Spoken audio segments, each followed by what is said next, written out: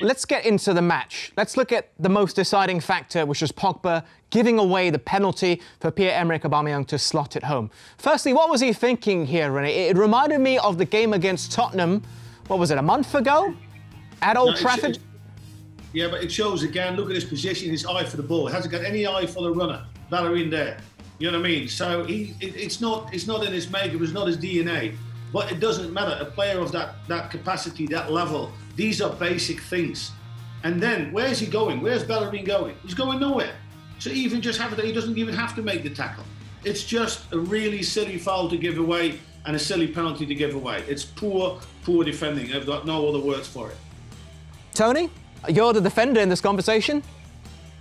Yeah, absolutely. I said right at the start, you know, the system wasn't working, and when Ollie changed it at half-time and put Pogba on the left-hand side, I knew instantly he don't want to go with Bellerin. That's not his strength. He don't want to do it. He'll do it because that's where Ollie's put him out there on the sides. But there's no way that he wants to be tracking back like that, and it shows when you get positions.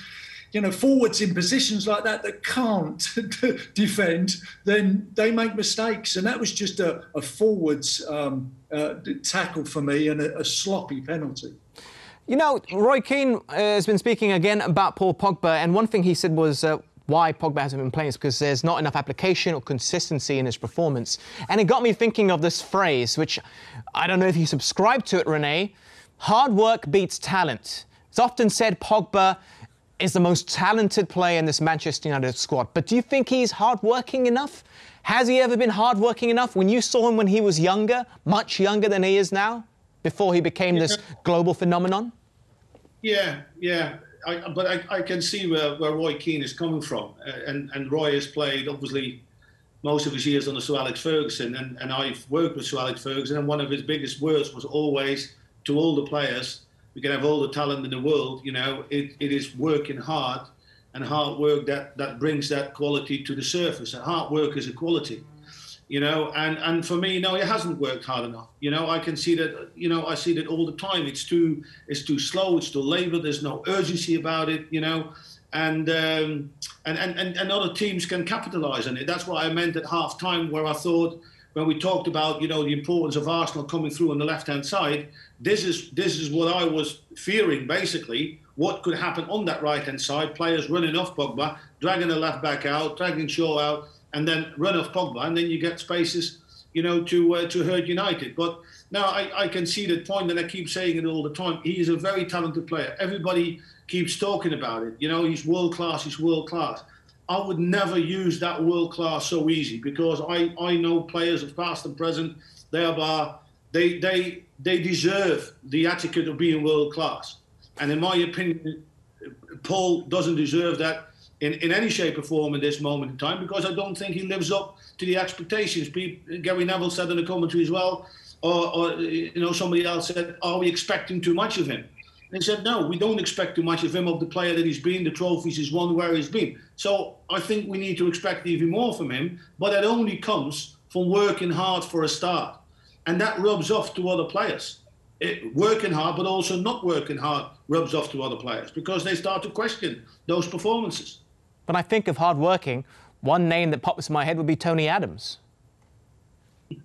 Listen, under George Graham, and you know, he expected all of us. The secret with him was great players, but first and foremost, you worked hard.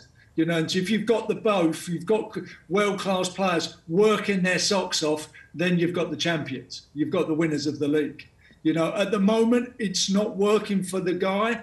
I think, but to be honest with you, you're putting too much, as a coach, you kind of putting too much pressure onto the guy to go into that situation and putting him in areas that he don't really want to be at the moment, you know. And I think there's a huge issue with him, and how long you go as a coach. Again, you lay yourself open to criticism when you're not getting the best out of your players, then and they're making mistakes in these areas, then you really do leave yourself open for criticism. But then where do you play him, Rene? For the longest time, all the comments were, oh, at Juventus, he was great at the left of a midfield three. So that's exactly how he's been deployed. We've seen him central, we've seen him more as a number 10, we've seen him sitting as a deeper player. He's played almost every single position within that midfield. What works best for Paul Pogba, and how long should they continue the Pogba project for at United? Well, there's a lot of things in one go. But well, you go back to his Juventus times. He played in a very experienced, well set up team around him with a lot of strong personalities and leaders. That's one thing that United is lacking. You know, leadership. He should be one of them, but he isn't. He's not a leader. He's not a natural leader. The only one that I can see has got some kind of leadership is Fernandes. You know, but because of his drive and his looking forward and his urgency in his play. As soon as he went off, you know, then United start looking. See, I always feel like this, and probably Tony will agree with me. Good players always find ways to play with each other.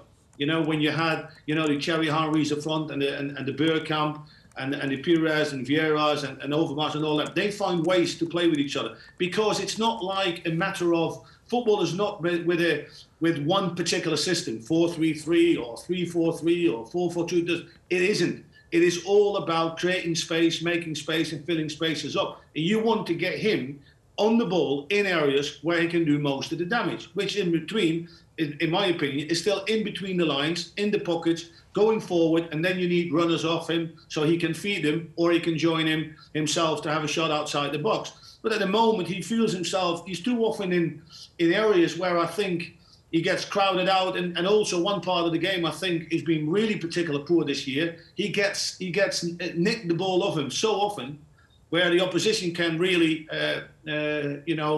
benefit from it. That's another part of the game. But it's a constant puzzle. And you say, how long do you take it at? See, we are in a result business of football. You need to win games. At this moment in time, United has the worst start of the home in the Premier League overall, but home games, 4 games, 1 point. He needs to try, and I still don't think that Ole knows what his best 11 is. You ask us, you can ask Tony, you can ask 10 men in the street. You will get 10 different lineups because I can't see it.